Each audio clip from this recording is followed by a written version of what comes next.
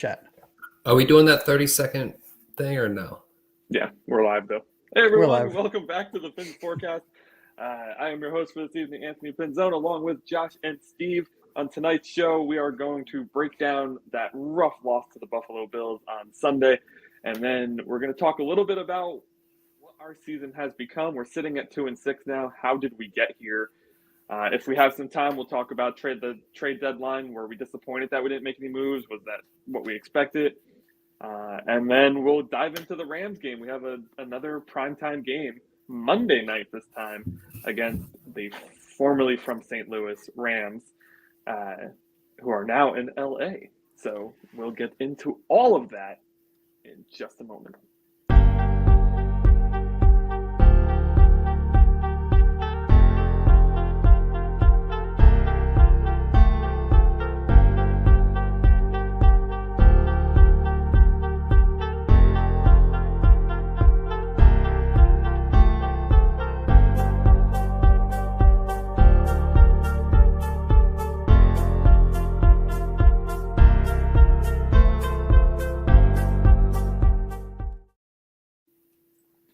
Hello, everyone, and welcome back to the Phins Forecast.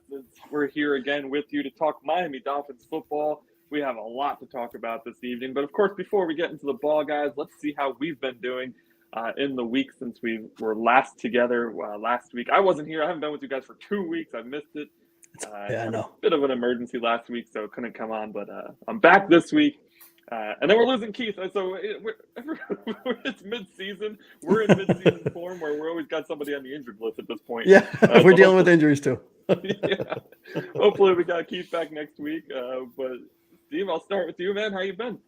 Good, man. Just, same as last week, preparing for this, for my baby girl to get here soon, and, just trying to enjoy football as a whole and, getting ready for the holidays.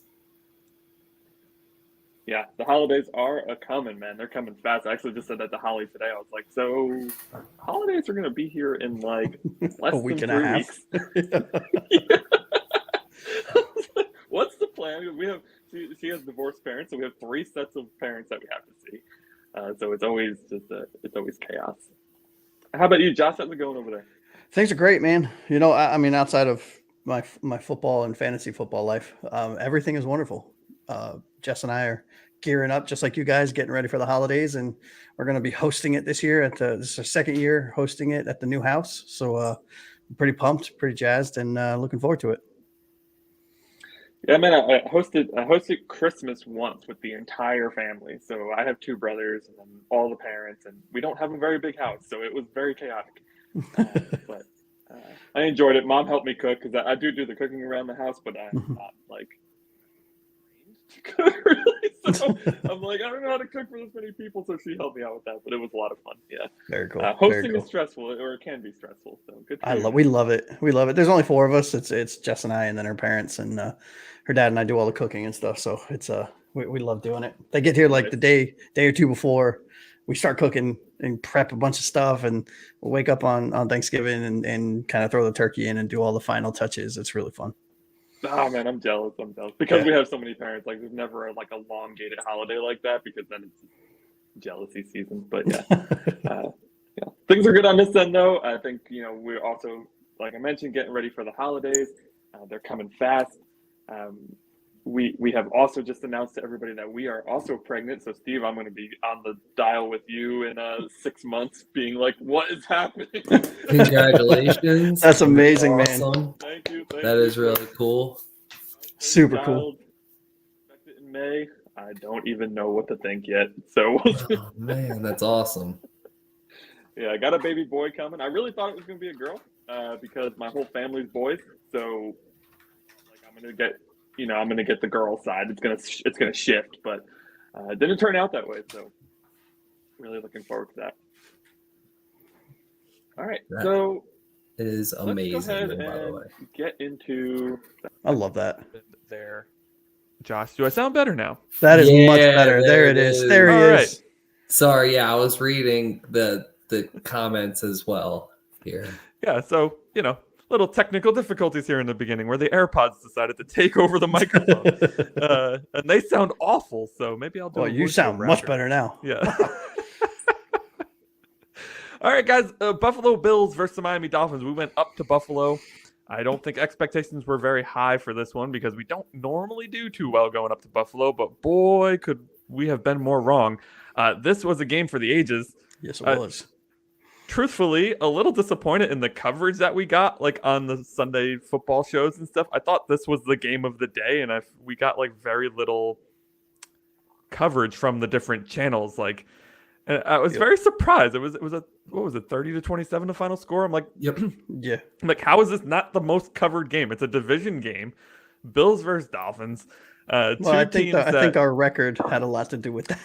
I'm sure it did, but I do think there's a lot of people out there who are kind of like closet hoping for us because they picked us to win the East, so they want to be proven right? So they're like, come on, Dolphins, you can do this. Unfortunately, we did fall to the Bills 30-27, which puts us at 2-6, puts them at 7-2. That's awful. So it does seem like the division's a little bit out of reach at this point. But, you know, I mean, look what happened to us last year. I guess it's never truly out of reach. It's never truly out of reach. And I will say this. There are it's like 7 or 8 teams that are 2 and something. So anything's possible right now. We just got to buckle down and show up, you know? Yeah, I feel like a quarter of the league is at the 2-win mark at this point. And the AFC, I think I had seen somebody comment on one of our shows saying that we were crazy for thinking the Dolphins could make the playoffs. And my reply was like, the AFC is a disaster, man. Everybody's dropping except for the Chiefs. You know, everybody's losing games they probably shouldn't. So I think, you know, there's a chance. But we'll get more into that. So I want kind of thoughts, feelings, emotions. I don't care. Whatever you want to go with on this one.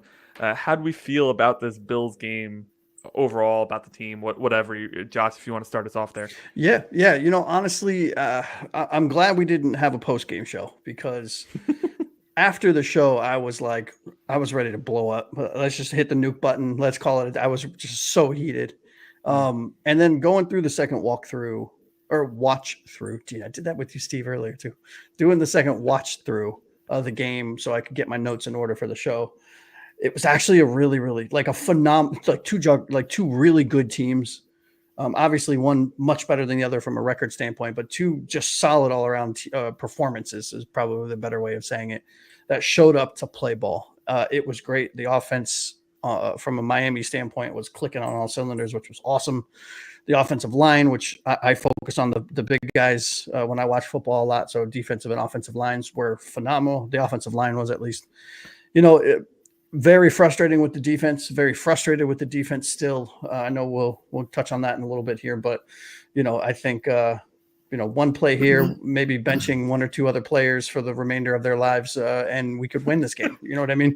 So, you know, all in all, now that I've had a few days to kind of calm down and process, I feel much better about kind of some of where we are. There are still a lot of questions that we have and still some things we need to figure out and potentially some changes that need to be made kind of from an accountability standpoint, both from a player standpoint, but also a coaching standpoint. So kind of mixed bag of feelings here. Yeah, I think even more emotional about this one. I agree. I was also very emotional. I think all of us, if we had gotten on a show after this game. Oh, dude, you and I were talking. We were like ready to blow this up, fire everyone, figure out your 5 core players you want to keep. Let's get rid of everyone, start over. But. Yeah, and you know, Keith and Steve are pissed because they just disappear. Like you don't hear from them. Like yeah, when they go silent, you know something. I do. They're gone. I do. When I know it's going bad and I got nothing. Mom always said, if you got nothing good to say, don't say nothing. And then I blow up and I just say it, you know. But yeah, regardless, it's funny. But yeah, you know, having 2 losses like that in a row really kind of like peaked the emotion too. Like the defense couldn't hold up 2 weeks in a row, and we lose to a game-winning field goal 2 weeks in a row. I mean, the difference is like minimal, right? Like if we get 1 stop, we have 2 wins instead of 2 losses, and we're 4-5 or 4-4 instead of 2-6, and it's just like that's why they call it a game of inches and a game of seconds, and you know, like because we're that close to being 500 instead of what are we, 5 games out now at this point? So yep. We were one Crazy. boneheaded Poyer play yet again away, and one Mostert fumble yet again away from, splitting the series with the Bills for the season. And to your point, winning last week, and maybe even I don't know what happened to the defense. It's very confusing to me and frustrating because the offense has finally showed up, right? We needed to get Tua back. Fine. Our offensive line has looked amazing in the last couple of games. I mean, seriously, top 10 kind of statistically over the last couple of games, which has been awesome. A little concerning that Waddle and Hill kind of disappear here and there, but running game has looked spectacular. Mike McDaniel staying patient. Mm-hmm. Just our defense is like too many lapses. I understand. Look, we're missing Holland, Cater Kohu, Chubb, Phillips, Sealer, Long Jr. because he got benched, which I want to talk about later. I thought it was awesome to see some accountability. I'm a huge Long Jr. fan, but it was awesome to see him get benched because of the poor play he had last week and he didn't. I don't think he played a snap, if I'm not mistaken. So that was really good to see from an accountability standpoint. But you're missing 2/3 of your starters, all of which could be key starters on other teams. So I understand that we faltered, but next man up, man. Yeah, Steve, I want to come over to you because you usually have like a different set of eyes on the game than we do. You usually have some different opinions. You see things differently. What were your thoughts on this one? The game hurt, and I want to actually bring it to my wife's perspective because she's a new Dolphins fan, and I've been here for 30 years. Brought her to the dark side. This feeling. So we're sitting here. We got our laptops open because we're both playing fantasy. I drug her in. I had to. I needed one more person. Babe, you're up. You're in. Boom. Next man up, like we were just saying. And she's been a trooper. She's just as bad, if not worse, than the Miami Dolphins right now. But we're sitting there watching it, and the first, half, we're like, wow, like this is a good game. We could win this game, and we come all the way down to a minute 38 seconds left in the game, and it's tied up. And I'm talking, we have a chance to go into overtime. Like overtime would be awesome. If we lose in overtime, that's okay. I don't want to lose here, and we all kind of know what happened. And she went, "Are you kidding me, babe? Are you kidding me?" Like, that's what she's saying to me. I'm like, "No, babe, I'm really not kidding you. Sit down next week. We'll watch it again." Like, it happens all the time. Not saying that it's going to happen again, but honestly, it's like, that's pretty much the emotion that I sent to her, because that's what it feels like. That's what it feels like to be a Dolphins fan right there. And I said, do you enjoy being a football fan with me right now? Because she's not huge into football. And she pointed down at the wings we were eating, the 2 laptops we had open, the fantasy football on our phone, the fantasy football on the TV. She's like, "Do you think I like it?" So yeah, we still enjoyed it. There's still a lot of fun to be had. It was something that we could do together. We really rooted for them together. We really cheered them on. And love that. At the end of the day, I don't think it was the Dolphins that upset us. I think it was we almost scored too fast. We leaving a minute and 30 some seconds. Yeah, leaving a minute and 37 seconds left to Josh Allen and the Bills with still a timeout to go.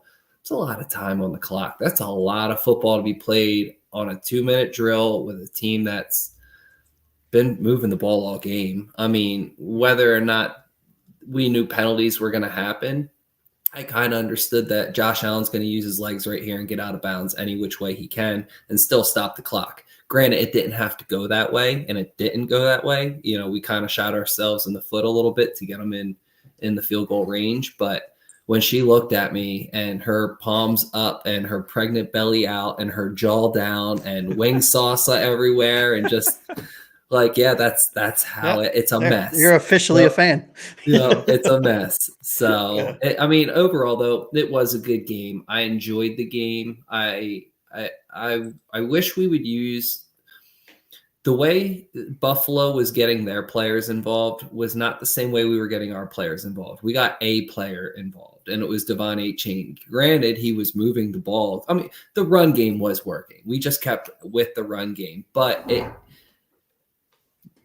it got predictable. And when we did start to pass, we passed it to A-Chain. Like I think Tyreek Hill had 4 catches and Jalen Waddle had 2. That's 6 catches between I want to say $150 million this year alone. Like that you need to get the ball around a little bit more. I know the run is working. I know you've been getting hounded on, but like at times you still have to pass the ball. You still have to throw the screen pass to your playmakers. I mean, give it Devon that little bit of a break in between him running through the tackles every play. He doesn't need to catch the ball too. Granted, he can, and it looks good, and he's gonna. When he caught that one screen pass out to the left in full speed, it was such a beautiful throw. Mick was like, "Wow, who is that? That's fast." I said, "That's A-Chain. That's Devon A-Chain. That is the future of Miami Dolphins right there. That's the next face of the running back catalog. Like, he is going to be what every running back's going to want to be: fast, strong, and smart. Like, and he really surprised her, and she's been watching him all game. So he still has those moments where, he's the man, but you got to get the ball to these other players the problem with that is that I feel like Mike McDaniel all of his wide receiver routes are in breaking. And so what the Bills specifically do better than most is they clog the middle up, right? Which forces you to then do outs, which Tua's very good at, but not known for, or deep down the sideline so that they can press. Which his deep ball has not looked good this year, even when he's been healthy. I mean, he looks like he's gotten weaker. Or he's just throwing the ball higher for whatever reason. It's all mechanics, man. It's all of it. When on that one that he threw, where was it, last game or this game, Anthony? I can't remember, where we both texted each other. We're like, that did not look. He like loaded up like crazy and like threw it like 10 yards shallow to Tyreek Hill, who was wide open for a touchdown. Yeah. Now Tyreek Hill came back. Yeah, he came back for it. Right? Yeah. It was pathetic. Yeah, but he's getting back, right? And we've seen him do it. I mean, we know he can do it. I do think, though, that Buffalo, there's one player on Buffalo that really saved the Dolphins from having a blowout game. I think that Taylor Rapp really saved at least 2 to 3 different touchdowns alone. For sure. He was the last man in defense, and every single time he's so that good. Man came up and he won. Nobody had an answer for Taylor Rapp. He's what we wanted Marcus May to be. But and if he's in the vicinity, play's over. You're not getting past him. And if we could have gotten past him just one of those times, he stopped 2 drives in general that resulted in one was a punt, and then I think the next play. Well, he punched the ball out of. Yeah. That's what it was. Was. I mean, like, and wound up too. Like, he was taking some frustrations out on that. I mean, overall, I felt like the offense was surprisingly good to me, and just because we haven't seen it in a while, we haven't seen this offense clicking like that. I mean, last week against the Cardinals, they looked pretty good too, but that game just felt like we'd never had it in hand. Like, I never felt throughout that Cardinals game that we were going to win it. But through this game, I felt like we could win it. We're up 10-6 at halftime. We just need to keep it going, right? And we did keep it going. And then the Mostert fumble just hurt. This team is so good at killing its own momentum, man. Like, 7 fumbles in the last 3 games. 7. Yeah. Last week, the fumbles killed the momentum against the Cardinals, right? Does that include the snaps? Does that include the missed snaps, or is that that's actual? No, that's I didn't know if you. I didn't know if the safety, the Tua safety that was considered a fumble. Yep. Now we haven't lost 7. Yeah, I think we've lost 5 of 7 or 4 of 7, but we've had 7 balls hit the ground. I mean, what I've noticed the most over these last 2, and is the defense is just so lost, man. I mean, I don't know if it's scheme, I don't know if it's talent, I don't know what it is, but like the Ray Davis screen touchdown was just so emblematic of what our defense has been these past 2 games. Like, nobody in an arm's length of this kid. He just runs 60 yards untouched. Like, where is everybody? Well, Marcus May was right there. I mean, I think he was maybe 15 yards away from the end zone. Marcus May was there and got froze on a small little juke, jumped to tackle, tried to arm tackle, which is something else we got to talk about, fellas. All of the arm tackles are atrocious. And Ray Davis was like, nope, see you later. Fucking Heisman trophied him into the end zone. But that screams to me about scheme too. Like if your safety's one-on-one with a halfback at the screen and he's supposed to be the last line of defense, how can he do both? Right? Like, well, watching the play again, it was the perfect call for the perfect call. If that makes sense. Were we blitzing right? on that one? We blitzed. We sent Ramsey, which put one-on-one safety on the running back, but the safeties dropped 15, 20 yards back. So Ray Davis was just standing there like, hey, give it to me. And, you see the hole, fill the hole, right? So you see the blitzer, throw it right to where that blitzer came from because there's nobody around him. And that's exactly what happened. I think overall, the offense has been amazing. I think, safety is a real problem because we were singing the praises of Elijah Campbell a few weeks ago and now looks awful, right? He needs to go too. Yeah. We've been saying Jordan Poyer has to go since the preseason. I don't even think he played in the preseason, but we still knew. And then Marcus May, who we also thought looked serviceable, once he gets any significant playing time, he turns back. Reveals what the coaches saw that we couldn't see is that he's not very good, right? Yeah. So we have one good safety in Holland who didn't even play in this game and actually hasn't been very good this year. So we have our quote unquote star safety not playing very well, and then we have three other safeties who just aren't good. I mean, what are they supposed to what do you do about that, right? Do you start lining up? Do you take Nick Needham from the practice squad and put him back there? What's the solution to shoring up the back seven on the defense? Because that's the problem, right? The front four has been serviceable more often than not. Impactful in some time, but more I would give them a C grade if we were grading them, But the back seven has been an F- if that's a thing. So what can we do to shore this up? I feel like I'm going to take this real quick because I was thinking about this.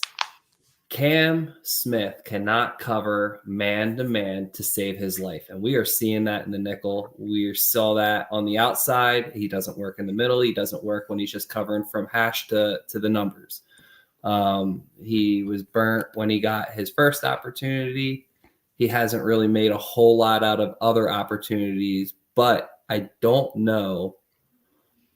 He made some good plays in college in South Carolina. I remember watching his highlights there, and he's got a couple pick sixes and this and that, but a lot of his routes were zone routes. And I'm not going to act like I know a whole lot about Cam Smith here, but it wouldn't hurt to try and put him back there in that safety position.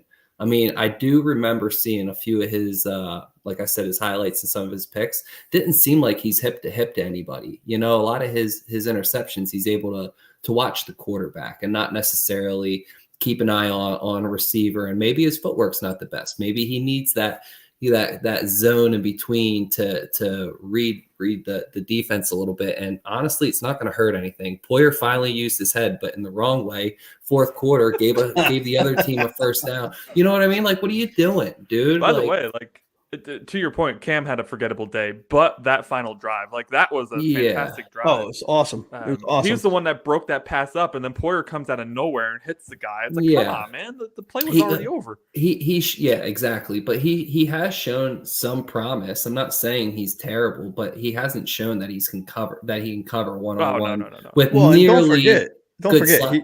This is his rookie year, essentially, because he was in Fangio's doghouse for some reason. For sure. You know what I mean? Yeah. For sure. He's still learning the system. But the thing is, he's a big guy. He's lean. He's not is he 6'1", 6'2", 6'3"? Yeah, something like that. He's a tall guy. Yeah. But he doesn't have the muscle mass that, you would want a 6'2", 6'3" safety to have. He's not like he's going to be your Cam Chancellor type of safety. It would be nice. Gosh. Yeah.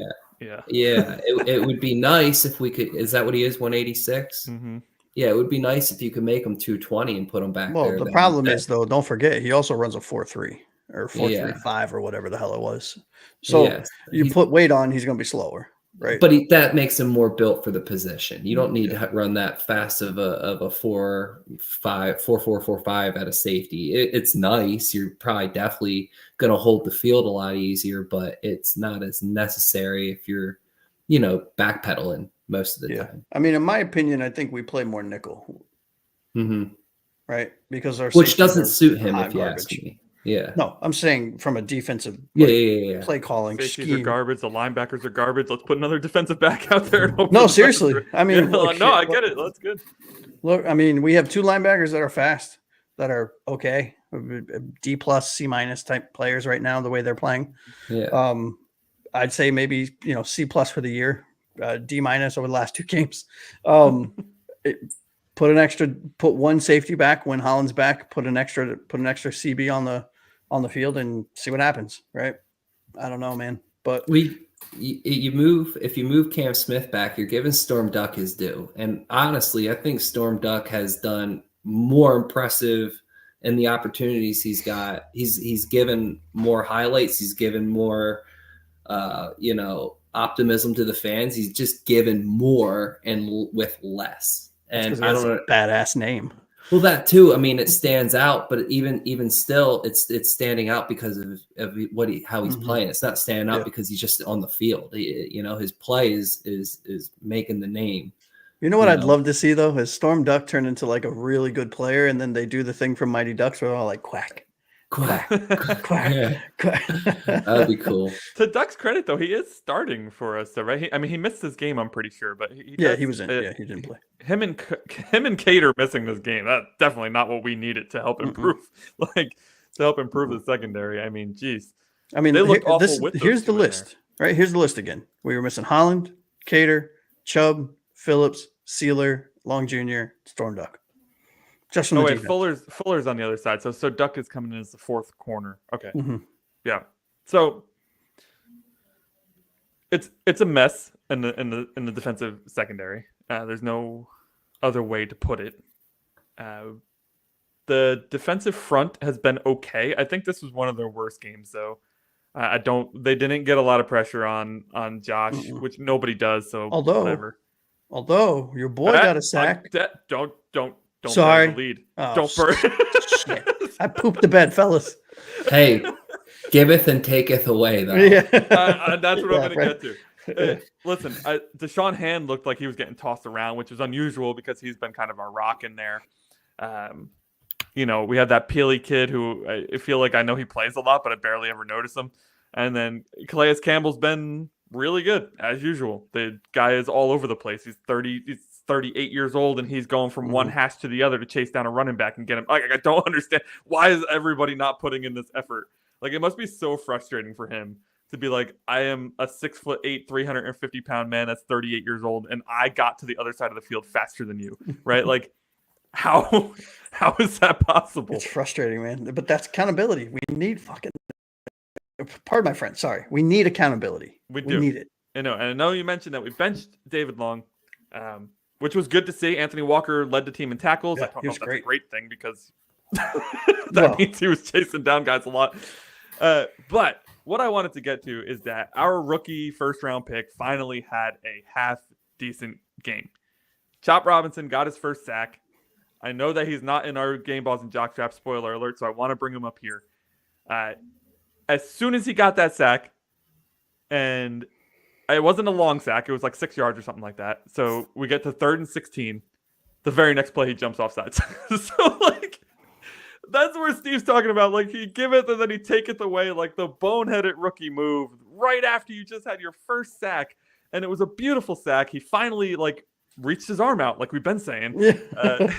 Yeah, he did speed. He did power to speed, I think, right? So he bull rushed and then shed the block. And then the pull, whatever they call that, yank. I don't know what they call it, but yeah. He's awesome. And, like, listen, mad kudos to him because Dawkins was destroying Chop this game. Like, it wasn't like the first matchup. Dawkins came prepared for Chop, and he was throwing him to the ground. He was tossing him aside like he was a sack of potatoes. And so for Chop to just keep on moving, keep on hustling, and finally get his sack, I thought was super pumped. We were all pumped. We were texting each other, Chop! Oh, yeah. You know? Defensive Rookie of the Year. Yeah. And then he jumps off sides. Oh, man. I mean, I'll tell you what, though. I saw at least I saw it coming a mile away, because after the first hard count, I'm like, oh, here he goes.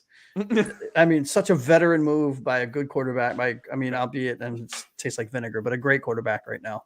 And Josh Allen, knowing that the rookie's probably amped up for getting his first sack, does a couple hard counts, and the rookie jumps literally into his lap. I mean, it's horrible. But it's nuts. I don't love giving credit to Bills, especially. I thought Josh Allen was going to be awful out of college, and kudos to the coaching staff, because he probably would have been with any other coaching staff, really.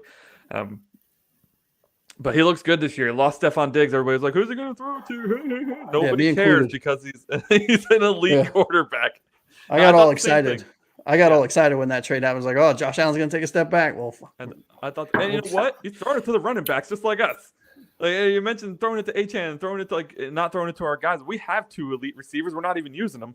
Yeah, but that's really saved Josh Allen this year.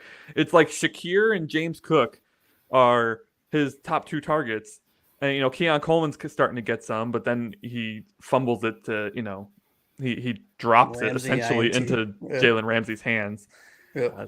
But I will say Amari Cooper for them, probably once he gets back and healthy. Cooper will be healthy. Yeah, he'll be good there. He didn't play this game. Good to mention that. All right, so that's our initial thoughts here, guys. So let's get into who we were most impressed with, who we were least impressed with. This is the best segment in I don't remember the words. What is it? The single greatest segment in sports media history, fellas. Balls and Jockstraps, baby. Let's do it. Balls and Jockstraps. Gotta put some respect on that. All right. All right, so Steve. I blew it there. I'll get it better next time. Hopefully. Shame. I know. Shame, the agony. Right, just for that, Josh, I'm starting with Steve. Steve, who's your game ball? So, honestly, I don't have a whole lot to say about this game ball, but I will tell you I had other game balls that I wanted to do. I just couldn't. Just showing off. Yeah. Well, simply because, hey, I know you guys didn't pick them. So I had a slew of people I could pick, but I can't give a game ball to anybody on the defense for the rest of the year. It's not going to happen. You're not getting it out of me. So Ramsey, you can hold this one until we get a good defensive win. Engold keeps it going, but can't give one to him. Sanders had an okay game. Can't really give one to him. Hill can't score a touchdown. Can't give one to him. But you know who I can give one to? Jalen Waddle. I know he only had 2 catches for -4 yards or something like that on the ballot. We'll get to that. But he had 1 catch for 23 yards, and it was a huge first down on 3rd and 7 with 2 minutes and 29 seconds to go. He had, after that, what I thought was maybe a season-ending Achilles injury.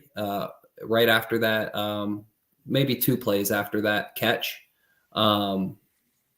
And I think what had happened there was somebody came by and hit his he got cleated. Yeah. There's a nerve in your calf though that makes your whole foot go numb, and it puts tangles straight down. It's called the tibial nerve. And when you get hit in that, you literally feel like you can't feel your foot. So he ultimately got clipped back there in that nerve is what I believe. And they took him out, and how it looked like he blew his Achilles. So it was super upsetting. And then I'm watching it. And all of a sudden I'm like, wait, did Waddle just score a touchdown? How elite and clutch. He came up super clutch in the last drive that we had that ball, and he was quiet all game. We didn't see nothing out of him until 2 minutes and 29 seconds. That 3rd down catch tiptoed down on the sideline. It was beautiful. You don't get any more elite in such a moment like that. If he drops that ball, 4th and 7, what do you do? Do you punt it and hope your defense holds up or not? You don't, but then you're just giving Josh Allen the ball in the 30 or so. I think that's where they were at. They were well beyond the 50. And when he came down with that touchdown, it was just kind of like, man, can he get any more clutch this game? I know we didn't see him all game, and it could have been nice too, but Devon Achane had 18 touches or something like that, 10 handoffs, 8 catches. Most of the touches went there. So it's not like he had the opportunities, but when he did, he came up, I think, game ball worthy. I like it. Absolutely, man. The Jalen Waddle was clutch as it comes up. That catch was so beautiful. It was on the sideline. I think it was just like an out or a cross or something. Yeah, like that. It was an out. Yeah, he's running towards the sideline at full speed and has to stop, catch the ball, make sure both feet are inbounds on like 3rd and 7, like you mentioned. Yep. Just absolutely chef's kiss. Yep, beautiful. It was beautiful. Yeah, Josh, who you got? Yeah, I mean, I took low hanging fruit here. I think Tua had his, and I'm sure this is.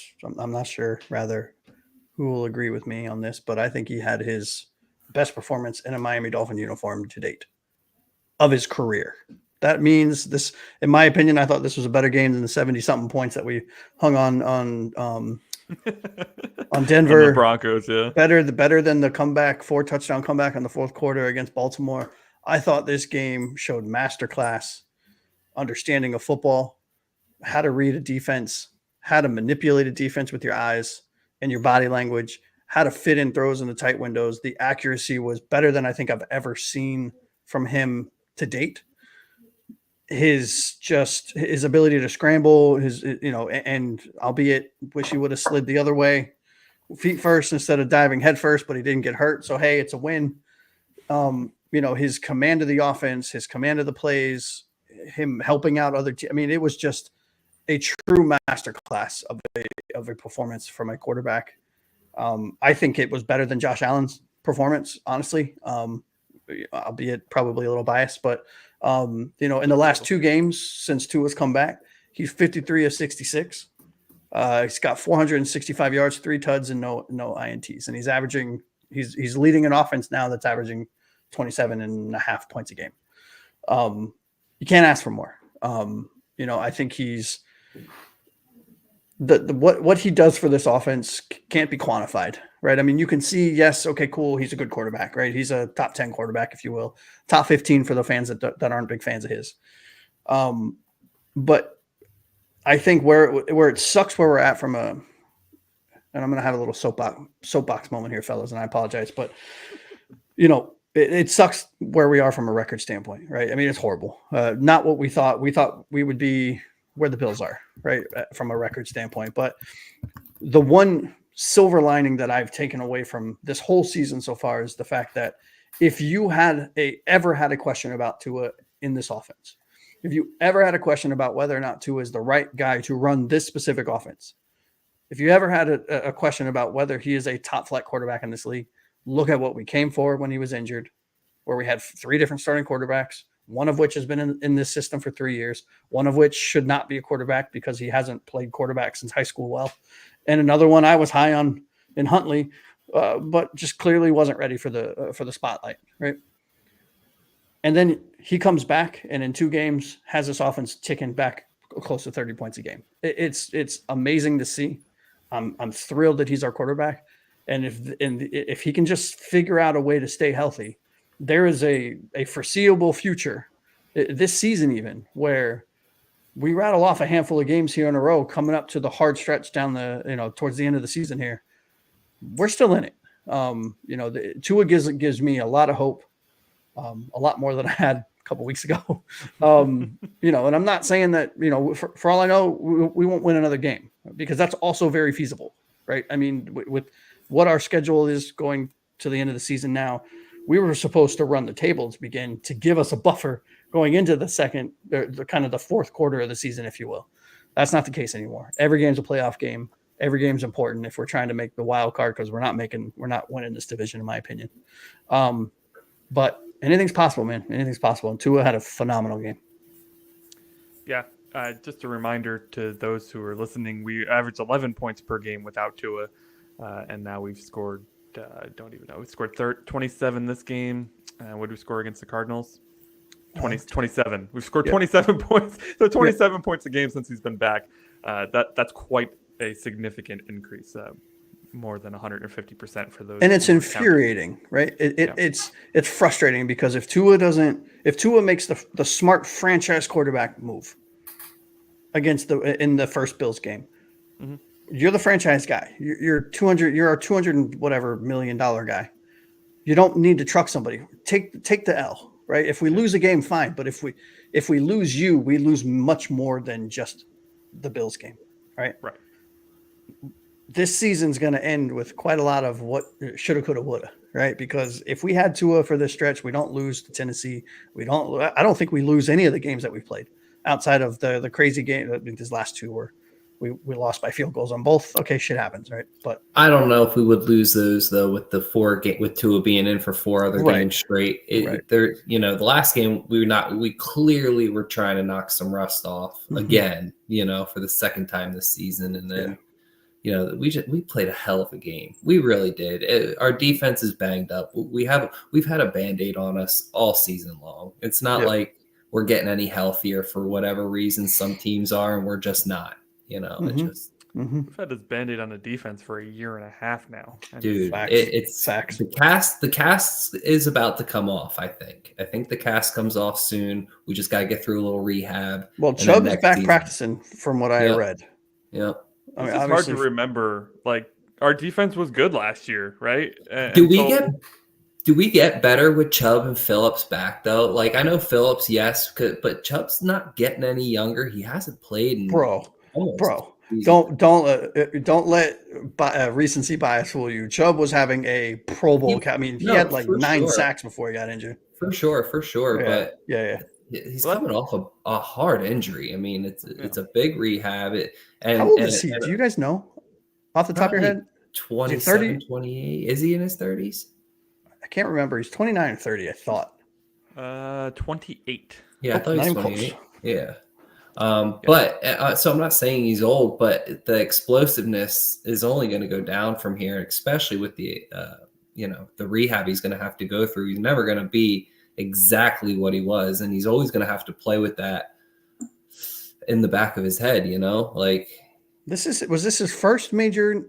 Was it a knee or Achilles? Whatever. I think it's Achilles. Hasn't he been injured his whole career? I think that's why Denver traded him. Yeah, he's done a knee injury and an Achilles injury now. This one's Achilles. I mean, I think if we were doing this show in the offseason, I think that would have been a large topic of conversation, is the Chubb versus Van Ginkel, right? That was a decision that Greer had to make. Mm-hmm. It's another bad one in my opinion, but right now it's looking like that was a very poor decision. Yeah. Up until this last week.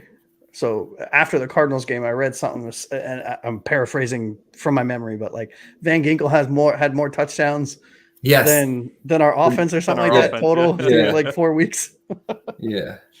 But that's kind of what I was getting to, though. It's like, as fans, it's really hard to remember the past. I don't remember anything. My memory's terrible. But I do, like, just looking back, our defense was very good last year before we lost Phillips and Chubb. Like, we had a top 12, right, defense. Oh, we were top 10 the year. I think we finished top 7, didn't we? Last year? See, I'm just proving my point that the revisionist, it's hard to remember. So, like, this defense has been good once upon a time. Of course, that was a different defensive coordinator who is now in Philadelphia. Can this defense get to the next level? I don't know. We'll see. Well, in the beginning of the season, for the first 3 games, I think we were ranked top 5 in total defense, which was awesome. We were number 1 in third down defense. We were number 5 in total defense. I mean, we were killing it. And then they decided to forget how to play football, apparently. I think those numbers were skewed, though. I think we talked about that because game 2 is against Buffalo, where we gave 3 turnovers within our own territory. So there was no need for them to get first downs. Still numbers, man. Right? Whatever. Still numbers aren't always telling the whole story, though. They're not. But I'm just saying. But they were playing good. They were playing good football. They were a top 5, top 7, top 10 defense for the first 4 weeks of the season on average, in my opinion, at least. And then they just totally shit the bed and forgot how to play football. Yeah, and then all the injuries piled up. It's tough for me to say if we were actually good. In the show that Keith and I did, we both kind of commiserated at the end as to whether or not weren't sure whether or not the defense was good yet. We faced Trevor Lawrence and Geno Smith and Will Levis / Mason Rudolph, who scored 31 points on us, by the way. And then we faced Jacoby Brissett and Anthony Richardson, who has since been benched. So now that we faced Kyler Murray and Josh Allen back to back, the rust is like the cracks are starting to show more, right? And all the injuries doesn't help for sure. Yeah.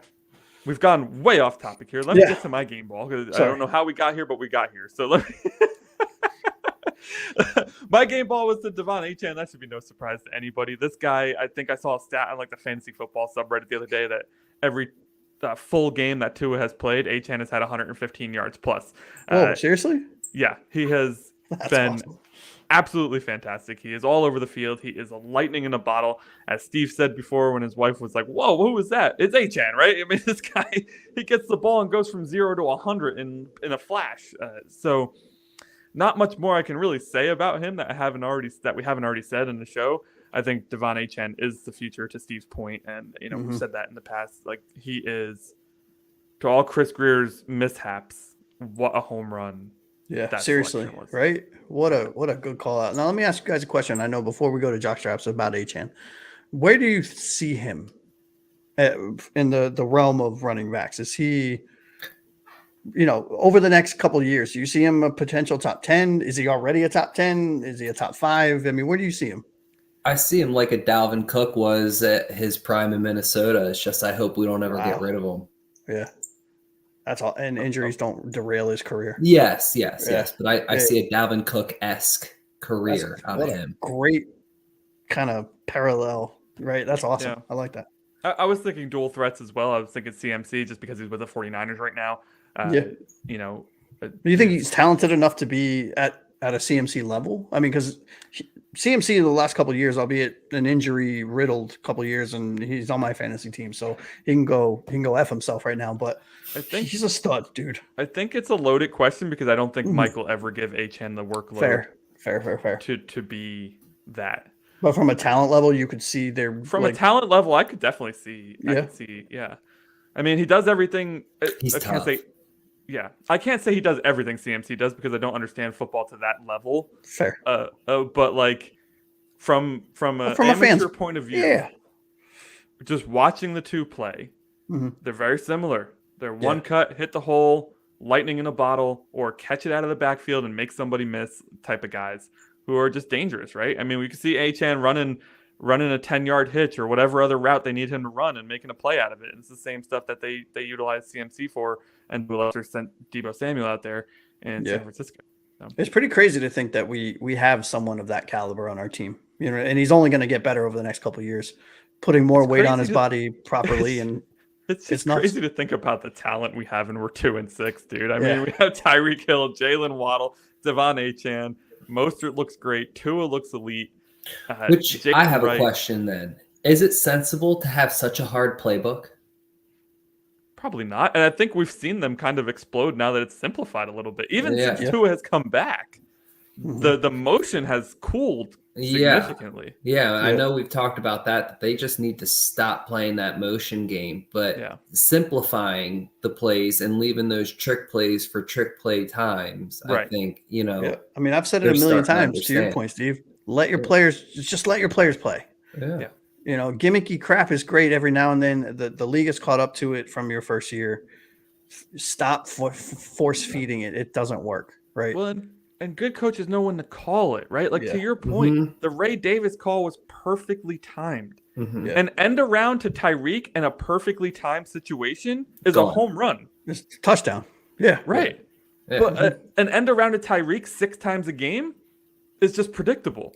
Yeah. And now it's lost its surprise, it's lost its muster, and then the defense just annihilates. Or when you've already thrown 5 screens and now you want to try one to none of them. That's what it is. It's you've already watered down the screen game. That's so funny, Steve. Yeah, the screen game. Throw 37 screens in a row and none of them have worked. Yeah. How much did we rage in the beginning of the season? Like the first, the Jaguars game. I mean, it was a screen every play. What a frustrating. I'm happy we're not there right now. Yeah. But what's funny though? Both teams had a screen out of the backfield on their running back who caught it and ran it for a touchdown. I thought that was pretty cool. Yeah, that may have been Tua's best pass to Achane on that. Oh, I mean, it was incomplete. Yeah, so did I.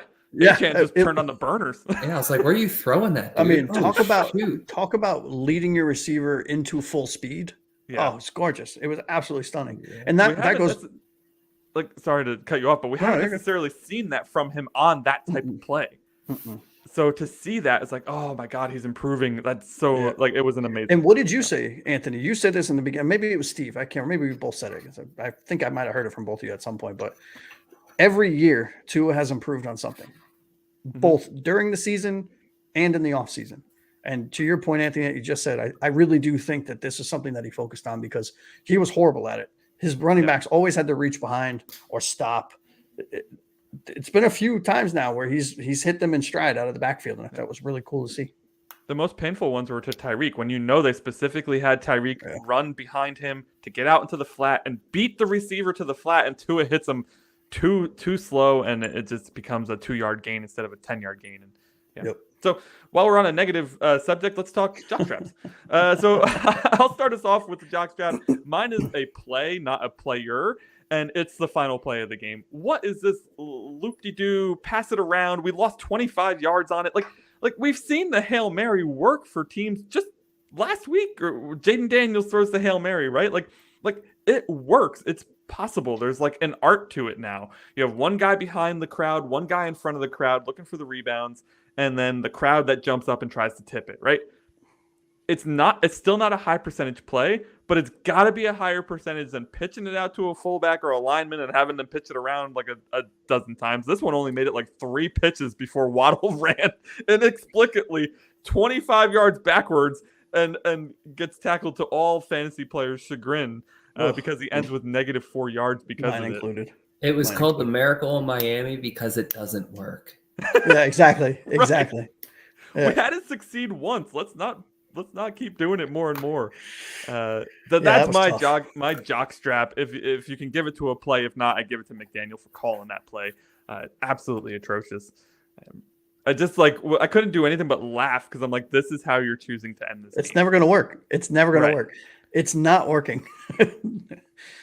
Two superstar wide receivers, a budding superstar running back, and this is what you choose. and don't forget, I read on some things about, we don't have a lot of height. Okay, well, Jonnu Smith has been stunning. So in the last handful of games, throw him down there too. Julian Hill hasn't done crap all year, but he's 6'5". Throw him down there too. You're just looking for the tall guys to tip it up anyways. Yep. You want the hands guys on the outside on the perimeter to get the rebound. Yep. Because we're not Aaron Rodgers. We don't get lucky with a guy actually going up and catching it and coming down with it. Nobody gets that lucky but Aaron, apparently. All right, Steve, who was your jockstrap? Well, he's been good all year, but as I said, game balls are not going to defenders. Jockstraps are. Kendall Fuller, he let 2 touchdowns get by. Yeah. One, bad game. A lot of people like to harp on Mac Hollins. I do like Mac Hollins. I like the culture of Mac Hollins. I think if Mac Hollins is a Dolphin, he doesn't make us worse. He makes us, in fact, better. I think he's a player that plays for the love of the game. So he's a kind of guy I wouldn't mind having. But at the same stroke of that brush, I don't want to see him burning my cornerback either.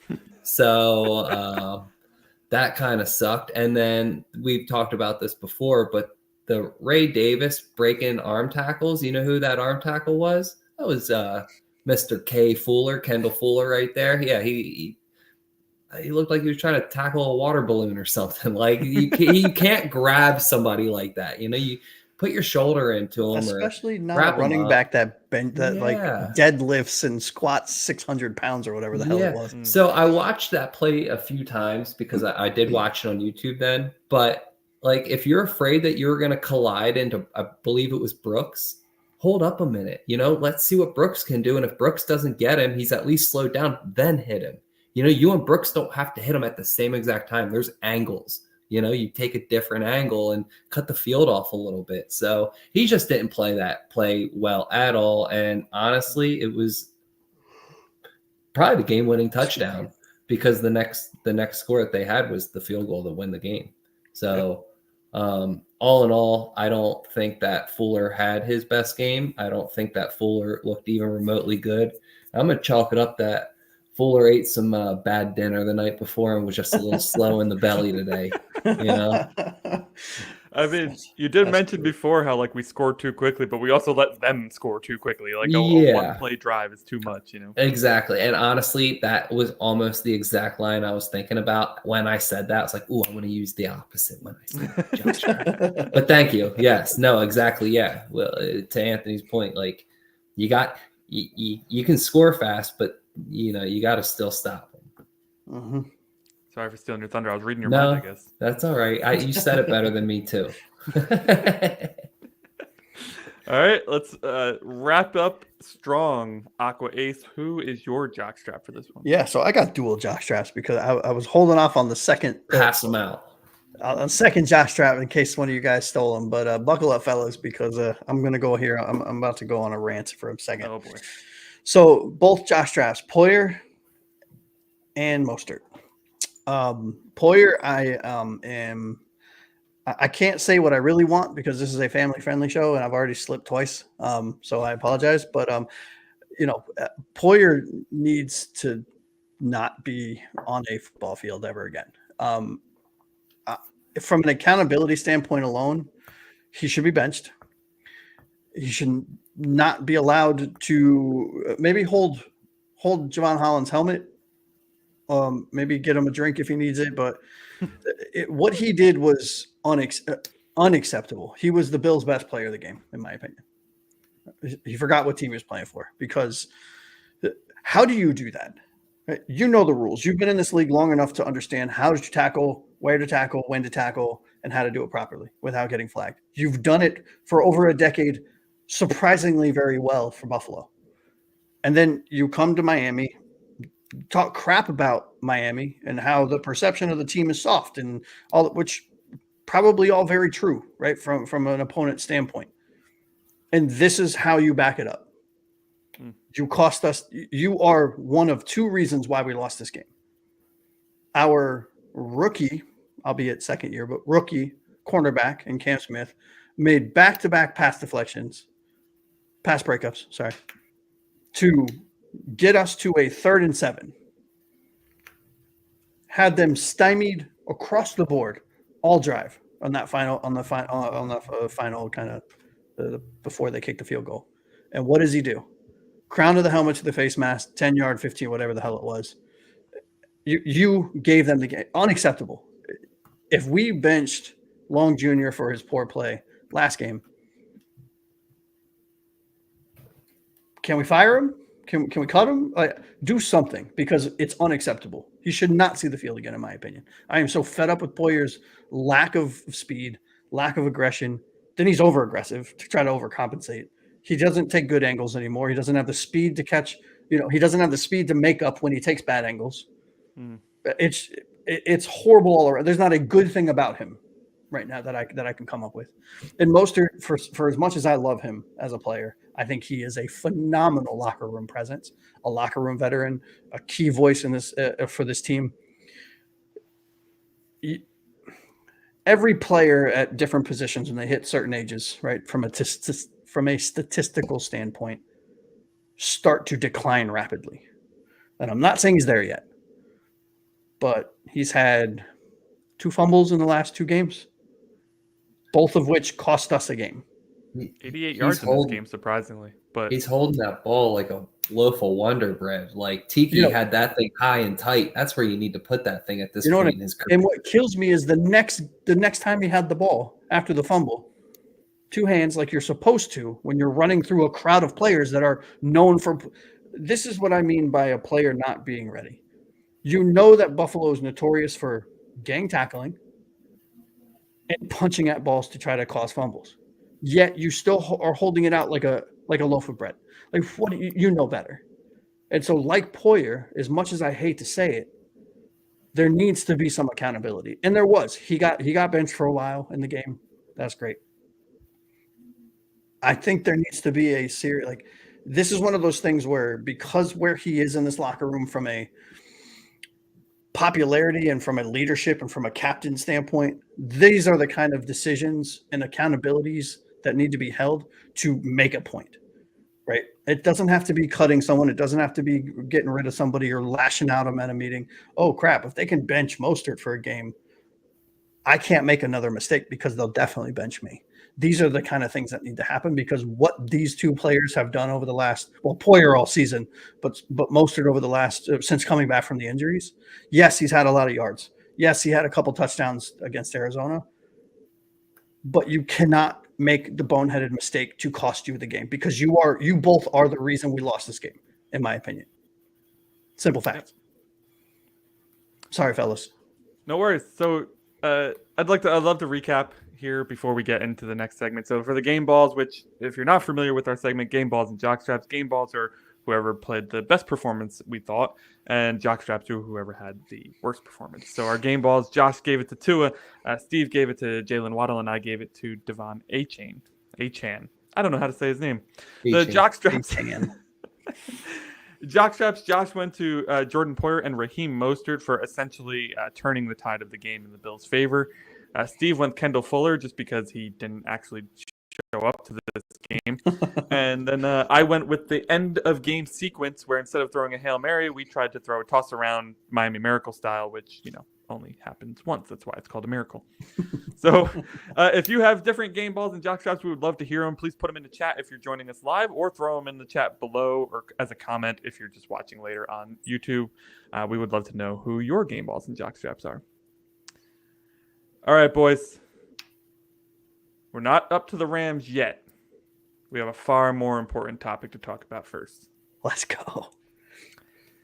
As you may or may not know, our beloved Miami Dolphins have 2 wins on the season, which if this were week 2, would be a fantastic feeling. Unfortunately, this is week 9, 10. This is week 10. 10. Yep. And we've had our bye week. So we've played 8 games, which means we have 6 losses. 2-6 is not exactly what we drew up when we were talking about this schedule at the beginning of the season. We also didn't realize we were going to lose our starting quarterback, but this is where we are. We are 2-6. We have 9 games remaining. It is a tough 9 games. We've had some matchups that have gotten to look a little bit cushier than they did at the beginning of the year, mainly Las Vegas. Houston looks a little beatable. Cleveland looks beatable. Otherwise, well, we play the Patriots again. Yep. And the Rams look very beatable in my opinion. Rams look beatable. We'll get to them in a moment because they are in a bit of a winning streak right now. All right, we've lost 3 games in a row. We're 2-6. How on earth did we get here? And more importantly, what do we do moving forward? How do we, what do you want to see us do? Do you want to see us win for potentially going to the playoffs? We'd have to win at least 8 out of the next 9, right, to get a playoff spot. Or do you want to see hard effort losses, right? You hear the Patriots fans now, that's what they talk about. We want to see Drake May play well. We want to see a lot of effort, but we want the loss, right? Because they want the draft pick. Mm-hmm. Now, I am not a proponent of losing on purpose. I don't think that's how the game should be played. It takes away from the game, right? It takes away from the excitement of the game, from all of that.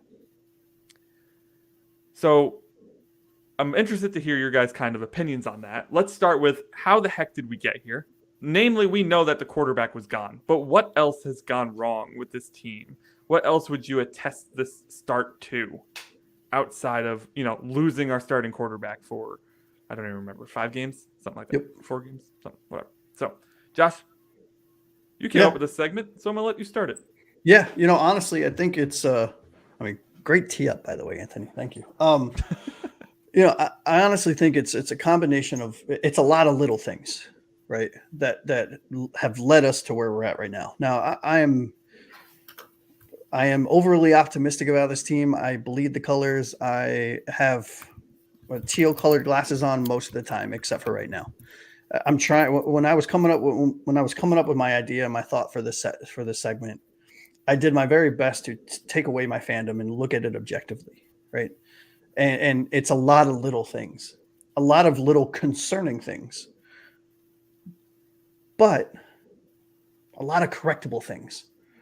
You know what I mean? And again, missing your $200+ million guy behind center, that's huge. I mean, that will derail any franchise. Pick a franchise with a very good starting quarterback to a great starting quarterback. He's out for an extended period of time. What are you going to do? Right. But I think for me, it's a combination of roster construction, which falls to the GM and the head coach, because they both played a part in, for example, the backup quarterback situation, which I'll get to in a second, and falling on tough times on the defensive side with all of the slew of injuries, coupled with having a first-year defensive coordinator, right? Having a first-year coach in a prominent position on your team is going to lead you to blunders, mess ups, bad calls, the moment being a little too big, getting excited and calling a blitz when you shouldn't, calling a prevent defense when you should just continue to do what's been working all game, which is frustrating to watch as a fan when you've been shutting down a team all game and you're down, they're making a drive and you decide, okay, we're just going to keep everything in front of us because we don't want to give up the big play. And by doing so, you give up the big play. Or you let them drive and get out of bounds and save their final timeout and kick a 61-yard field goal. Not that I'm biased or upset about last game still. But I don't know what happened to Mike McDaniel, right? And I think that's where I really want to focus is on Chris Grier and Mike McDaniel here, because I think that is where my main frustrations have been happening this whole season. Mike McDaniel, both from a personnel standpoint and a play calling standpoint, has been concerning. I've been a huge fan of his since we signed him. I mean, I didn't know much about him coming out of San Francisco, but as soon as we heard his name, or I heard his name pop up, started looking into him, started, reviewing, watching interviews and watching film on San Francisco and watching film from his previous stops and everything, and really getting a feel for his run game, his play calling, his play structures, and his just, being a chess master, a grandmaster at chess when everyone else is playing checkers. And this season, he forgot how to do that. He got too stubborn with his what is perceived as his top plays, right? He seemingly forgot how to make any kind of adjustment, whether it be a halftime or leading into a game. And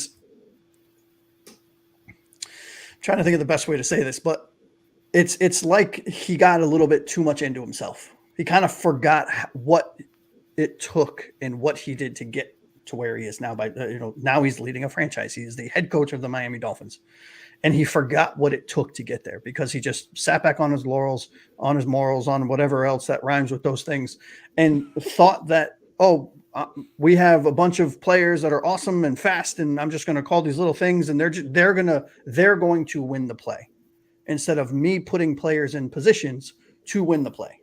And you can't do that as a head coach because you end up with a 2-6 record, and you are the main reason that this happened.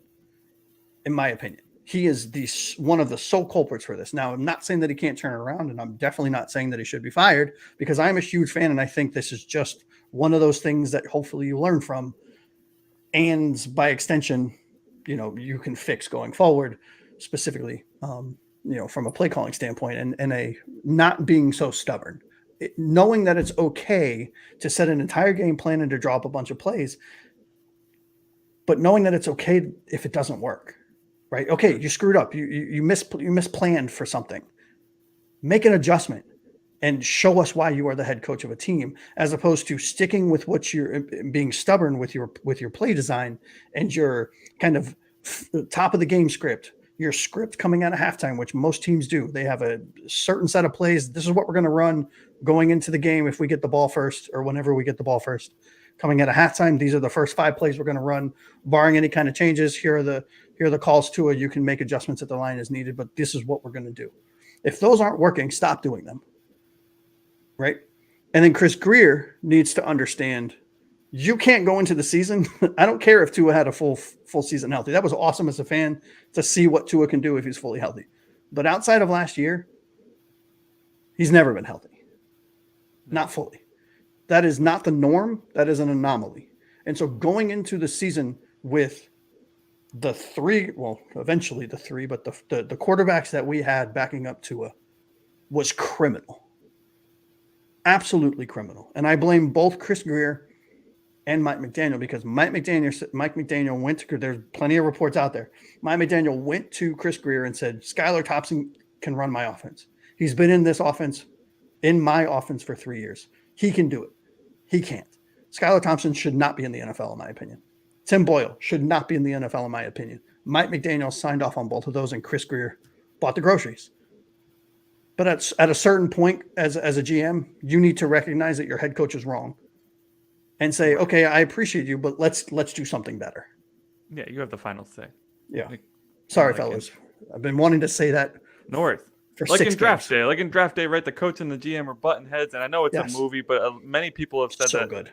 Many people who have been in the draft room have said that this movie has a lot of accuracies to it, and Mm-hmm. the butting of heads of the coach and the GM is one of them. They point out a lot, and it's the GM's job to say, "Hey, I have a plan.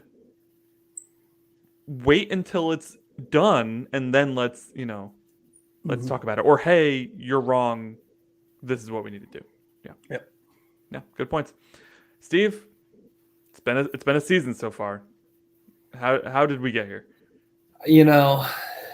To Josh's points, I feel like Skylar Thompson's the biggest issue. He never played like he had nothing to lose when he didn't have anything to lose. He never played with a sense of urgency. He never asked. I can't say he never asked questions, but it didn't seem like he ever was on the sideline with a sense of urgency to see what went wrong or where something went wrong. He never seemed like he was, into his ear. I think Skylar had a lot more opportunity and potential than he showed. And I think Skylar just ultimately either let the moment get to him, one, or he just really wasn't prepared and didn't think he was playing football again this year. Last year he didn't see a snap. And I think that's ultimately what you want in the NFL at that position is the easiest job for the most money. Last year, Skylar Thompson had the easiest job and he made the most money. He sure did. I think he probably was hoping that he was going to repeat that same exact thing this year. And to his surprise and everybody else's surprise, we were, in Skylar Thompson country, and that country was, what can I say? Desolate, ghost town. There was it wasn't country for old men or nothing. Yeah. There was just nothing going on. And it really hurt, the locker room. It hurt the coaching staff. It hurt the look of the Miami Dolphins. It hurt us as fans.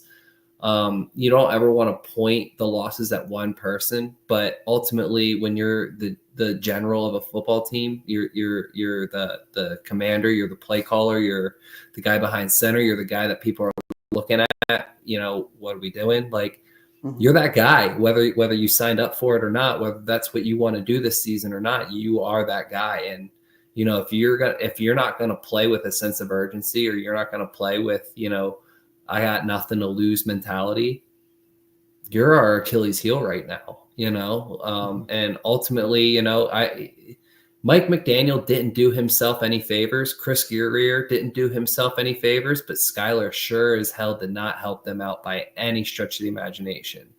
I think Skylar was at best abysmal, and nobody prepared for a backup for Tua and or Tyler. Let me ask you guys a question on that, if you don't mind, real quick, and then I promise I'll stop talking for a while.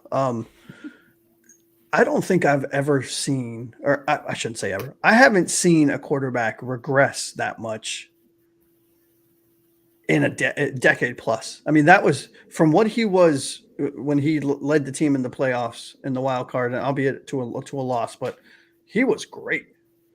Last year, he didn't play, to your point, Steve. This year, he looked like he forgot how to play the sport, let alone the quarterback. You know what I mean? I don't think he really regressed all that much. I don't think he was great. I mean, No? He played a good game in that Buffalo. He didn't play a good game. Miami played a good game in that Buffalo loss.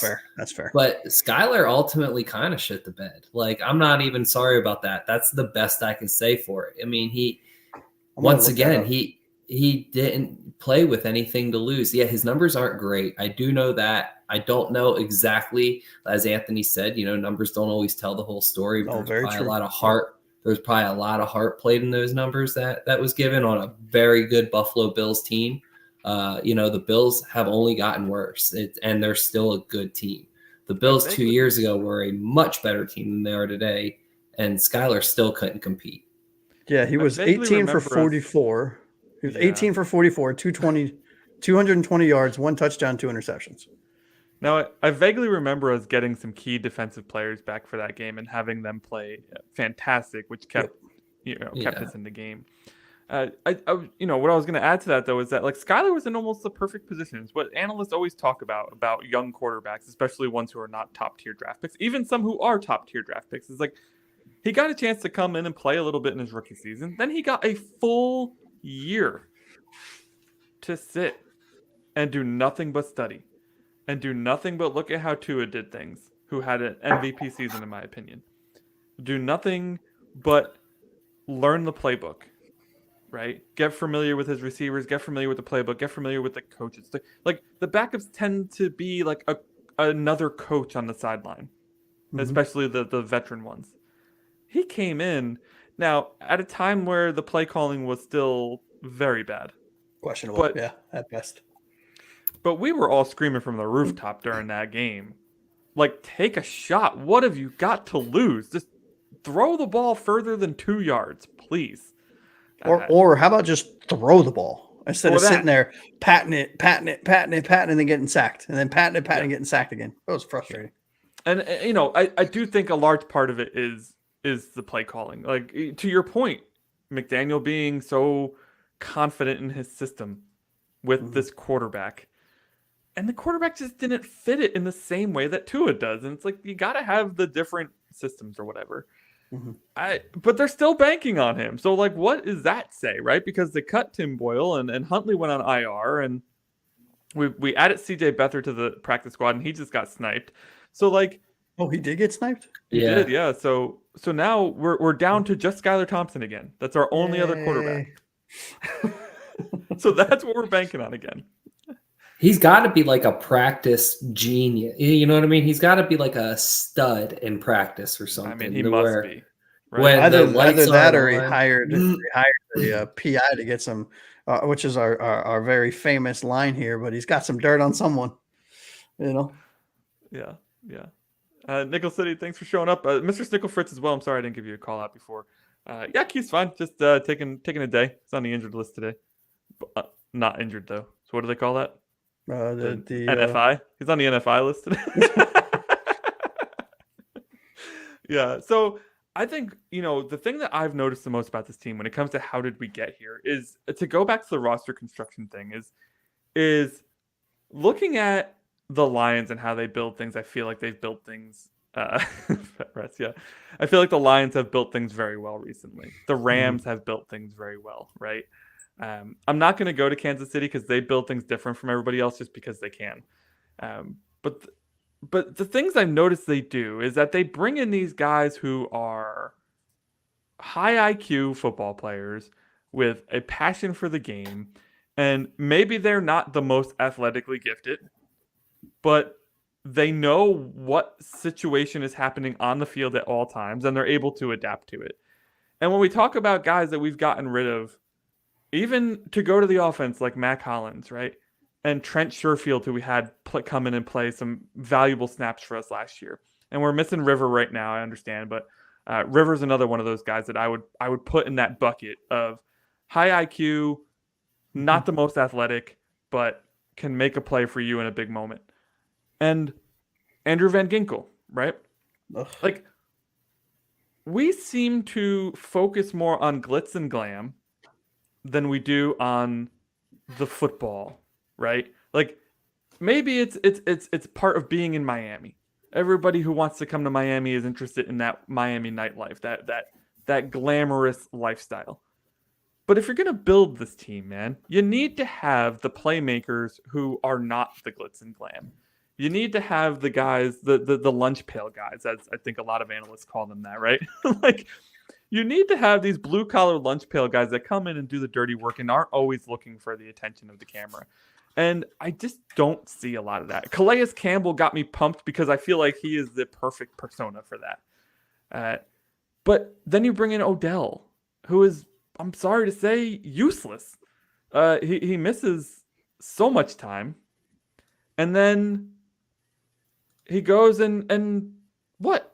His first game, he's heavily like added into this game. He's heavily targeted in this game. Meanwhile, Jalen Waddle and Tyreek Hill, they kept putting up the graphic going well into the fourth quarter, had very minimal targets, and Jonnu and Odell have all the targets. Like, what is happening right now? Like, the roster construction from an amateur point of view doesn't match what the other good teams in the NFL are doing. And that's where like my biggest concern is with this team right now, sitting at 2-6, is that you have the all-stars already, right? You have this group of all-stars. They're fantastic. Tyreek, Jalen, Tua, right? Achane. They are amazing. You need the other pieces of the chessboard. You got the king, the queen, the other little doohickeys on the side in that back row. You need the pawns. That's the is that the actual term? Is the little doohickeys on the side? Is Yeah, the do. It's definitely not the rook or the knight. It's No, little doohickeys. No. Got it. Doohickeys is the term. Yes. We need the pawns. Where are the pawns? Right? We don't have them. Or they're on the injured list. I don't know. You tell me. Fair. So I think that is like the big concern for me of this team is where on earth are the hand in the dirt, to Steve's point. Oh, where are you? You're that way. That way. Steve's point. Oh wait, that way. It is the hand. Where are the hand in the dirt guys? Where are the tough, high IQ football guys who are just going to do their job? Yep. They're not going to do anything flashy. They're not going to like shine off of the stat sheet. They're never going to be on ESPN, but they are making the plays time and time again. And that's, I think, what we miss the most on this unit right now. Yeah, sometimes it's okay to have a Honda Civic instead of a Ferrari. You know, we have a lot of Ferraris. You don't need all Ferraris. No, you don't want to commute shouldn't. in a Ferrari. Sometimes I want to get in a legitimate car accident, and that's what I need my Honda Right? Civic for. Or you need a derby car, right? You need a derby The derby cars are the best. The derby. right? All right, so I know I had tacked on a second question to this, but since I want to get to the Rams game, so Yeah, I'm just going to ask you this quickly, and maybe this is something we ask every week until the end, until we all say yes. Is it time to consider rebuilding? Now, the trade deadline is passed, so there's not much we can do in that spectrum. But is it time to get the rookies in? Is it time to get the veterans out and consider what the future may look for this team and what the offseason may look like? Is now the time to start that rebuild process? And I saw Steve shaking his head, so I'm going to go to him first. No, and I know we're going to get to a special running back that we all like and right, and I know that's where we're going to go with this, of benching Mostert and start playing right and seeing what he can do, and I am very against that right now. What are we benching Mostert for and putting right in? Is it because of 2 fumbles in the last 2 games? Okay, I can see maybe bringing his usage down. But what is the point of putting a future star running back that, in theory, we're not even going to have Mostert again next year. Next year is going to be Achane, Wright, and possibly somebody else, maybe not even Jeff Wilson. So right now we have 2 running backs next year. What's the point in a lost season getting one hurt? And these Achilles injuries, these knee injuries, these, broken collarbone injuries, like some of these take 8-9 months to heal from, if not a little bit more, including the rehab. Not, like if you break your collarbone, it's, a couple months and then a little bit of rehab, but that still can bring you into a slow start into the next season. With such a lost season, I kind of think we just what are you saving for? What are you playing for? Are you if you're playing for something, if you're playing to really see how these guys go, that's what practice is for. That's what live drills and real game time is for. I mean, to Josh's point earlier, we didn't play Cam Smith for a whole year, because Vic Fangio wasn't the thing, but then also as our defense wasn't getting any better, all right, that kind of defeats my point. But you don't play. I don't think you play rookies in a lost season. If the season, unless he's a quarterback and you want to see if he's got that it factor like they did with Andrew Luck, Peyton Manning, a lot of these quarterbacks, that's how they eventually get thrown in.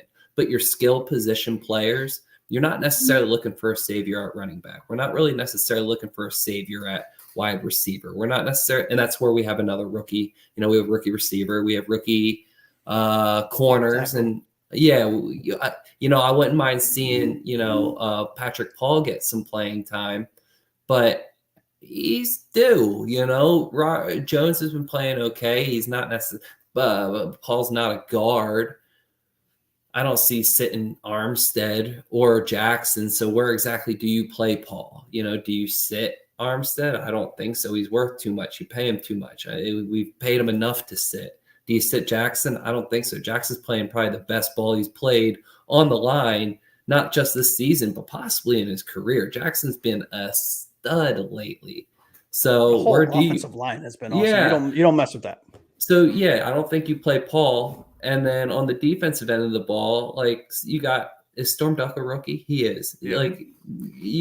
We're playing it. Yeah, we're playing it. So all of our rookies outside of Mo Kamara are playing. Yeah, so I don't really see us, putting Malik Washington in too much more jeopardy than he already is on special teams. Let him get those reps in. He's getting his playing time. I don't think we run the miles up on right. It doesn't make sense, and that's how you judge a running back. You judge him on his miles. What are you going to do? Put 800 heart, maybe top 600 yards. If you ran him 12 times a game from here on out, what does he get? 600, 700, 800 yards, and for what? The risk of an injury? He's not. Yeah, it seems position is of importance up there for your team. So I'm going to take it as an overall no on the rebuilding thing. We'll check back next week with you, see how you feel. Josh, where are you sitting with that? Yeah, honestly, I think it's still. Well, if we would have had the show right after the game, I was like, "Yep, blow it all up, nuke it, I'm done." I don't think we're there quite yet, right? I think the last two games, specifically this last game against the Bills, gave me a little pause to. Let's wait and see. I think if we lose another game or two, I think, and Steve, I respectfully disagree with you on the right thing. I want to see him over Mostert personally, right? I think the only way rookies get better is not by practice. It's not by running drills against the same damn players over and over again. It's by getting real-time reps. This sport is a car crash every time you touch the ball. He's been doing it for long enough. He's a young guy, a young man, jam-packed full of muscles, and is in the best shape that any of us will ever dream of being in.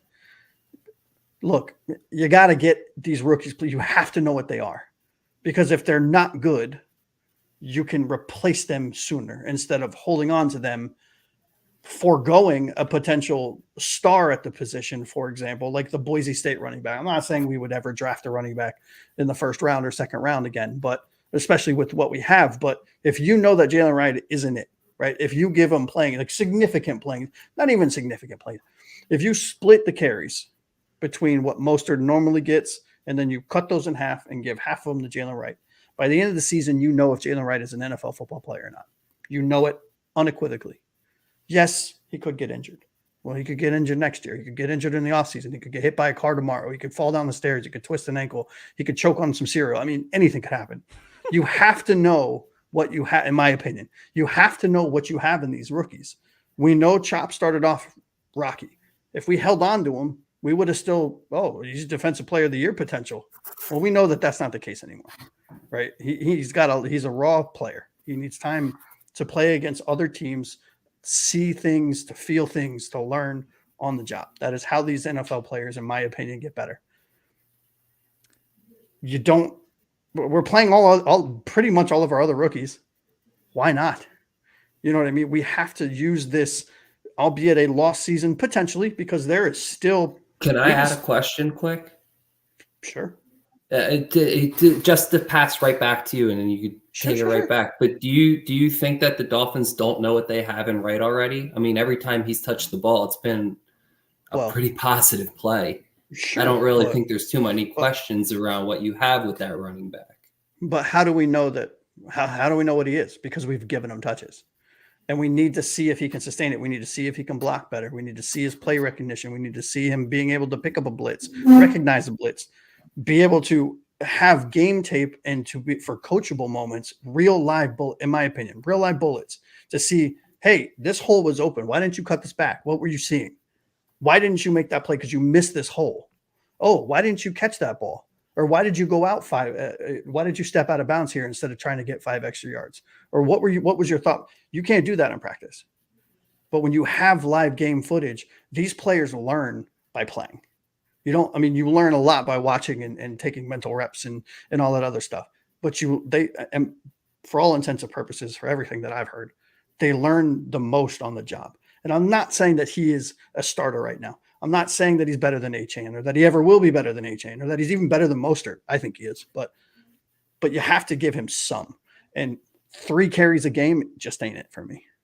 I mean, we're giving. Every time I think Mostert is washed, he comes in and gets just 12 touches for 88 yards. Like what on earth? I think Mostert's still extremely elite. Oh, I think he's great, but the problem is he's not single-handedly. He has played a large part contributed to 2 losses, right? And if you look at the averages of the running backs, Jalen Wright is averaging, albeit in a smaller sample size, but compared to Mostert, not that much different between total carries. Is averaging almost 2 yards more per carry. And that's why I think you preserve him till Mostert's gone, which would be only 7 more games from here. I'm just saying, right? I mean, I'm not saying now's the time.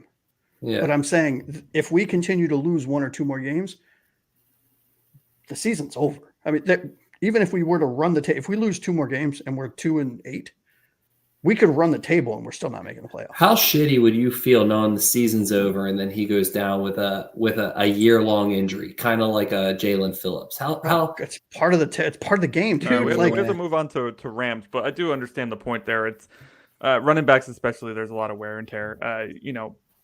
Listen, when I look at the rebuild thing, this is mostly an off-season question generally, which we would mostly save for the off-season, but fans are going to be asking this right now, right? Like, you're 2-6. Is it time to tear it all down? And I think it's time to tear certain players out. And we've talked about them, so I'm not going to go too in-depth. Jordan Poyer, bye-bye. Odell, bye-bye, right? Like, so we got Nick Needham and Eric Ezukama still on a practice squad who we have been grooming for 3 years. Like, okay, time to get guys like that up in place of veterans who are not doing anything or not playing well or anything like that. Like I'm as I've gotten time to think about this now between the game and now, I'm not interested in getting rid of a guy who's playing really well like Calais Campbell.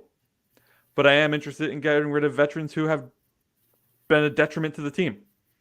And just bringing in some of the young guys. Like, you have a very large practice squad for a reason. Let's see if you have anything on that practice. Even if it's not those 2 players, you like somebody else on your practice squad, let's see what you got, because practice squad players don't get to play at all throughout the season. So maybe we see what they have.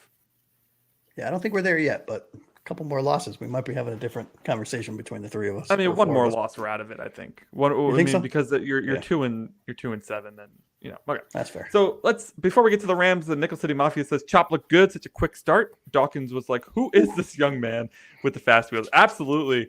Dawkins had resorted to sitting on him at one point. He got actually called for that because he was sat on him. Yeah, he got a holding penalty for it. I totally missed that. That's hilarious. Yeah, I thought it was weird because I see that happen a lot where they just kind of hold him on the ground. I don't know how that's a holding penalty. I don't know either. We got a few calls that went our way, and I was pretty happy about it. Still didn't help us, though. So let's move on to the Rams, guys. The Los Angeles Rams had a rough start to the season. They started 1-4. They had a really brutal schedule. They played Detroit, Arizona, San Francisco, Chicago, and Green Bay. I honestly can't think of a harder schedule to start with. Since coming back from their bye, they have won 3 straight. So they beat Las Vegas, they beat Minnesota, That's an impressive one. And they went into Seattle last weekend and won in overtime in a very, very good game.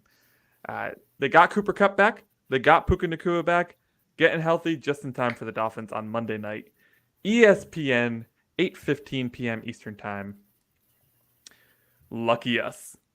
So we are coming off of 3 straight losses, 2 with Tua back. We lost to the Colts with Huntley at the helm. We lost to Arizona 28-27, and we lost to Buffalo 30-27. So we've lost by a combined 4 points over the last 2 games. I would argue that our offense is as hot, if not hotter, than Los Angeles is right now. But this is going to be, in my estimation, another bit of a shootout here. These are 2 really good offenses and not such good defenses.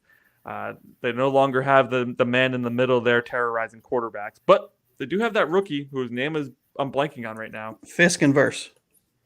Boom. Verse was the one I was thinking about. Fisk is really good too, but Verse has been absolutely dominating as a rookie. Both Florida State Seminoles. I'm a Florida State grad. I love them. I wanted them both on the Miami Dolphins. Truthfully, we joke about Chop Robinson being Defensive Rookie of the Year. Verse is actually a candidate for Defensive Rookie of the Year. He's having a fantastic year. So, guys, we're going to dive right into the matchups we're looking at for this game. There is a lot to look at, especially with 2 really good offenses versus 2 really bad defenses. So, Josh, let's start with you, man. What's a key matchup you're looking at in this one here? Yeah, I mean, their wide receivers versus our cornerbacks, or secondary situation. Kupp and Puka. I think Puka is injured again. Or got banged up. He got ejected last game. Is that what it was? Okay. Must have been talking smack because there wasn't much contact. I think he threw a punch. Yeah. Okay. Oh, did he? Okay. Yeah, he threw a punch. All right. So he's fine. He just got ejected. Had a little bit of a fit on the field. I mean, he's a problem as a wide, not a bad problem. If he's on your team, he's a problem to deal with, is what I meant to say. Sorry. He's a very, very good wide receiver in his second year. Kupp is Cooper. I mean, Cooper's awesome, but he's coming back from an injury, so who knows what you really get from him. And I believe Tutu Atwell's coming back too. He's playing pretty well this year. Tutu has looked good this year, but DeMarcus Robinson also has looked very good. Yeah. I'm really looking at how, because our secondary has been our crux all season, right? I'm looking to see if we say if our secondary says enough's enough, we need to, Matt Stafford. I'm not a huge fan of. I have him on my dynasty league, but he's okay, right? I think at this point in his career, he's more of a game manager than a game wrecker, right? Than an all-star, which is fine. Serviceable quarterback is all good. I'm not a huge fan of their running back situation. I think his name is Williams, if I'm not mistaken. Kyron Williams. Yeah. I know he pops, but I'm just personally not a huge fan. I'm worried about their wide receiver. Puka's huge. He's fast. Kupp is twitchy. Tutu is good. So I'm just really curious to see how we hold up against that, and if we can put them in positions to make mistakes. I want to see us finally capitalize. I want to see a multi-interception type game, which we haven't had, I think, in almost 2 years. Okay. So, yeah, I do think Kyron Williams is pretty good back. Boomer bust back. And I have also not been a huge Stafford fan, but got to admit, the guy's got moxie, man. He got moxie. He knows how to win a game. But I do agree, Puka Nacua, and I would just stick with Puka Nacua and Cooper Kupp. The other ones will definitely be a problem against our 3rd and 4th corner. Mm-hmm. Their 3rd and 4th receiver is a mismatch. But those top 2 guys are problems. I mean, they're probably better than our top 2 guys, and that depending on the situation. But at this point, the way the 2 teams are playing this season, I would take their 2 receivers over our 2 receivers. So definitely a good call out there. What do you think, Steve? So I want to say my matchup is Anthony Weaver versus McVay. McVay is easily the hardest test that Anthony Weaver is going to have all year. I know you guys aren't high on Kyron Williams, but McVay knows how to use him. He has 8 touchdowns for 602 yards, and he is, for a reason, one of the top backs in the league. He's got McVay calling his shots. You know, they just had Cooper Kupp and Puka Nakua out for almost 4 games or so? Yeah, most of the year, and they're still competing. It's not all on Matt Stafford. Yeah, they're 4-4, but at the same time, the receivers are stepping up. They're showing up as needed. Matt Stafford is, doing enough to keep the Rams in play. They have been banged up. They don't have the greatest of defenses, but if they would have a good defense, this team would be a much better team than what their record implies. Same with us. We can use these same excuses too, but I think that Anthony Weaver's going to have his hands full this week because I do believe the Rams offense can beat the Dolphins defense in just about any aspect of the game right now. He's got his hands full, and he's going to have to figure out a couple tricks, and we're going to have to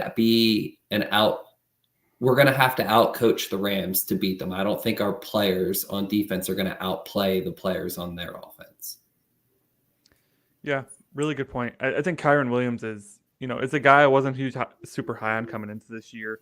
And I think that he has been very good for them. Like, Boomer Bust just works in this offense because they have Puka and they have Cooper that can make up for a bust situation, right? So the Tutu Atwell's been good too. I mean, some of these low key receivers have really showed up, and they don't even have is it Higbee? Higbee is their Tyler Higbee, their tight end. Yeah. He hasn't really shown up at all. I believe he was even injured or out for a second. I don't think he's on the team anymore. I think it's Colby Parkinson now. That's who it is. Oh no, yeah. And where did Higbee go? Yeah, it's been a stud. I don't remember where Higbee went. I'll look it up. LA. Okay. I got it. Continue. Yeah. So no, but I completely agree. Look at a guy like Sean McVay, who almost hung it up and then takes a team that most expected to be really trash last year, and they go on a playoff run, and it's like, that's coaching, right? Like that's getting the most out of your players. And him against our defense. What's that? He's still on the Rams. He's on the PUP. Torn ACL. Okay, he's on the PUP. ACL and MCL tears. So Sean McVay versus a rookie defensive coordinator. That's a problem. That's a big problem. That's a problem. I do believe the Rams are undefeated at home this year as well. I don't know that for a fact. Is it? That's a good poll, Steve. I believe that they are undefeated at home this year. They lost to Green Bay at home, but they are 3-1 at home. Okay. They lost 1 at home this year. Yep. My apologies. But I knew they had a good home record.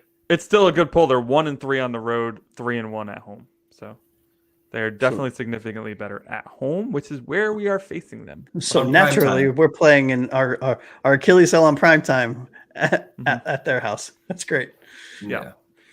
It's definitely a coach's duel. I don't really know what more to add other than what you guys said. I will say that it will be interesting, I think, for us to get Tyreek and Waddle more involved. Yeah. I think we need to get, not that I want to go away from the run. I do not want to go away from the run. But take some of those Jonnu targets. Get rid of all the Odell targets. Please. Don't have them on the field. Right? We blow up teams when Tyreek's getting 10+ targets, right? Like, we had this conversation. I don't know if it was through text or it's on this show, but we were talking about, like, would you rather have Tyreek or Waddle? And I said Tyreek by like a million miles, because Tyreek is a once-in-a-generation player, I feel like, in my eyes. So if you have a once-in-a-generation player, if you're lucky enough to get a player like that, you have to feed him. It doesn't matter if it doesn't work every play. It could work. That's the point.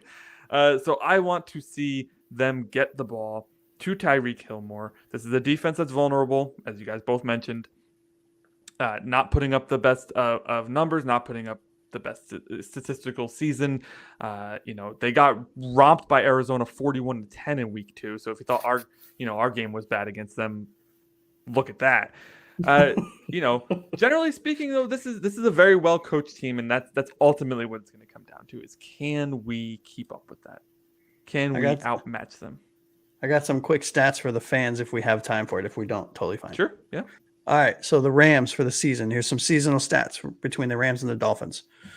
I'm going to compare the two as I go. So on season for third downs, Rams are 34 of 95.